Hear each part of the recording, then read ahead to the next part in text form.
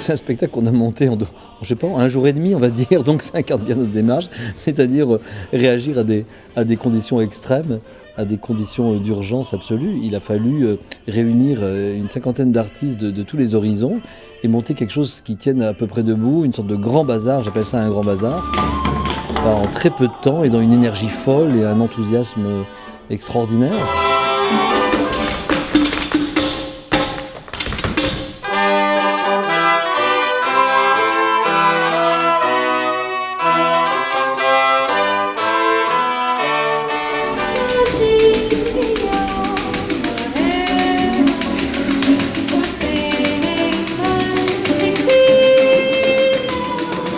Le compositeur moderne, lui aussi, doit peindre les passions. Je crois que la grande originalité, c'est de mêler le travail de plateau et la musique, et d'essayer de faire en sorte que le travail de plateau serve la musique, permette à un public large, qui n'est pas forcément habitué, d'accéder à ce type de musique-là. Et ce qui nous est quand même toujours extrêmement cher, c'est de remettre la musique dans son contexte, c'est-à-dire de ne jamais faire de concert figé. C'est-à-dire que soit on met la poésie en valeur ou un texte en valeur avec Rabelais, avec vraiment quelque chose de littéraire, soit dans un contexte chorégraphique avec la danse, soit avec le théâtre, avec la danse, le théâtre, la poésie. Et d'essayer de vraiment écrire une dramaturgie de plateau qui soit celle entrecroisée du jeu et de la musique. Donc très attaché au sens, bien évidemment, au sens par tous les modes d'interprétation qui sont ceux du plateau. Donc ça peut être le jeu masqué, ça peut être quelquefois le mime, la danse, d'autres disciplines qui sont associées à cette musique.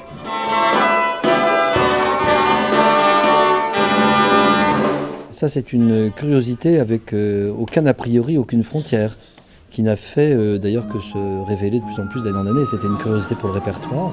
C'était une curiosité pour des instruments, c'était une curiosité pour des nouvelles formes de spectacle, c'était une curiosité pour de nouvelles cultures aussi, donc des échanges avec de nouvelles cultures. Donc voilà, je crois la curiosité liée à quelque chose qui est très profond chez Doucet Noir, qui est l'énergie. Je crois que c'est un ensemble qui est doté d'une grande énergie et d'un grand sens de ce que veut dire être sur un plateau. Il y a énormément d'artistes qui sont présents sur le plateau et des gens d'origine, d'horizons extrêmement divers, avec lesquels on a noué des amitiés, qui ont été l'occasion de rencontres assez exceptionnelles pour beaucoup d'entre eux. Et je crois que cette présentation d'hier soir et de ce soir est vraiment le reflet de cette chose-là.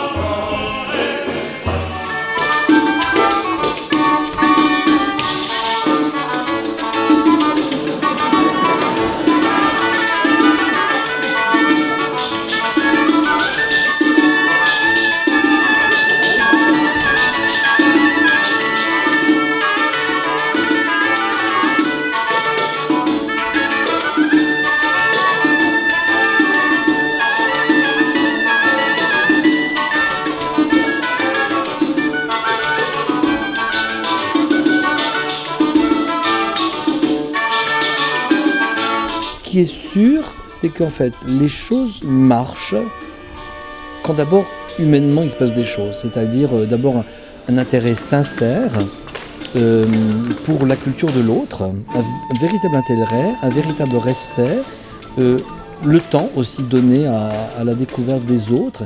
Et quand on a noué ces relations-là, alors à partir de là, tout devient facile.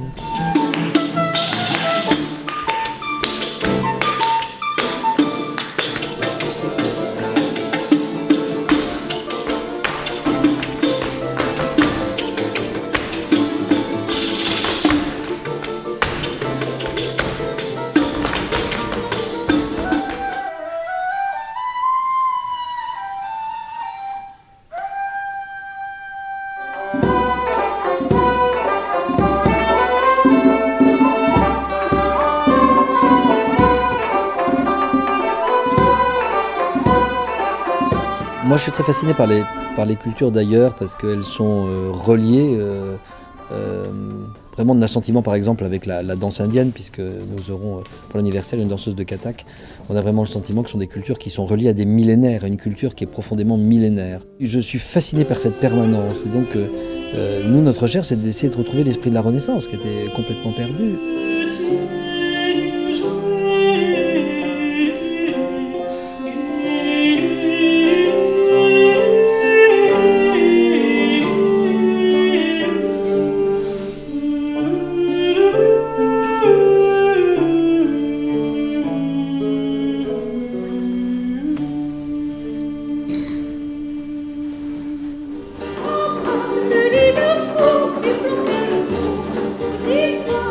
Il y a tout dedans, c'est-à-dire qu'il y a les passages très sérieux avec des pièces très profondes. Il y a des passages très grivois qui font vraiment partie des spectacles Douce Mémoire, où on fait la fête. Et ce qui est extraordinaire, c'est que la fête, on la voit sur le plateau, mais ce que vous ne savez pas, c'est qu'elle est aussi en coulisses, la fête. C'est-à-dire qu'en coulisses, il se passe des choses incroyables. On est tous ensemble, tout le temps. Il y a un esprit de troupe qui reste là. Et là, cette idée de troupe et de spectacle quasiment sur tréteau, ça c'était vraiment un esprit qui nous est vraiment très cher.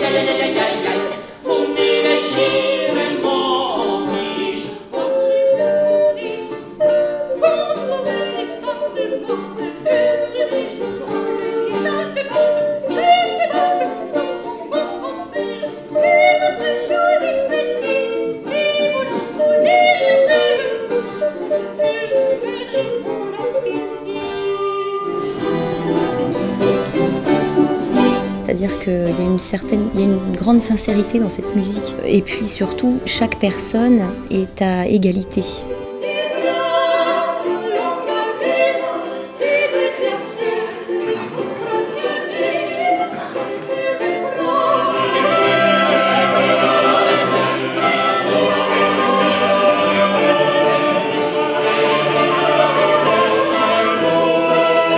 puis il y a aussi dans la Renaissance quelque chose qui est lié à ce temps, qui est un temps de découverte. Comme la Renaissance, c'est la découverte. C'est d'abord la découverte d'autres continents, d'autres manières de penser. C'est l'imprimerie, évidemment, mais c'est évidemment la découverte de l'Amérique. C'est une période d'une immense richesse et d'une immense énergie.